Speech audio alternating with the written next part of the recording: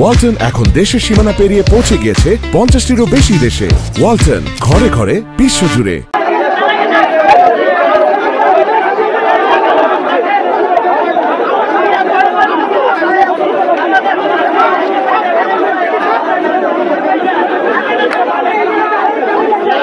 ছাত্র জনতা আমরা জুলাই বিপ্লবে যেরকম করেছি, আমরা চাইলে শেরেবাংলা মেডিকেল করতে পারতাম, এতটুকু অ্যাবিলিটি আমাদের শিক্ষার্থীদের আছে। বরঞ্চ আমরা চেয়েছি যেন শেরেবাংলা মেডিকেলে কোনো ঝামেলা তৈরি না হয়, কোনো সমস্যা না হয়, বরঞ্চ বারবার তারা উস্কাই দেয়। তারা শিক্ষার্থীদের বারবার উস্কাই দিচ্ছে, মনে হইতেছে তারা মারামারি করবে। আমাদের সরকারি ছুটি ছিল, আমি বাসা থেকে এসে আউটডোরে ঢুকেছি, এইমাত্র সবার শেষে কিন্তু বের হয়েছে। আউটডোর থেকে বের হয়ে আমি ওখানে সামনে খেয়ে আবার বাসায় যাবো, এই চিন্তা ভাবনা ছিল আমার অন্য কোনো ইয়ে না।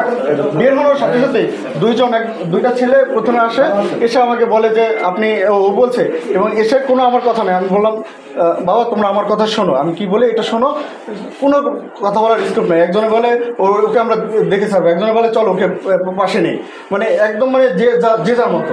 এবং ওদের অ্যাটিটিউড, ওদের হচ্ছে যে চেহারার অবস্থা, মানে এটা আমি জীবনে ভুলবো না। ঠিক আছে, মানে একজন নিরপরাধ মানুষ বা সে অপরাধী না নিরপরাধী, এটা ওদের দেখার কোনো দিচ্ছি অতি দ্রুত যদি তারা দাবি মেনে নেয়, তাহলে যেন তারা সেটা লিখিতভাবে, তারা ডকুমেন্ট সহকারে এবং কিভাবে তারা করবে রোডম্যাপ সহকারে আমাদের সাথে যোগাযোগ করে।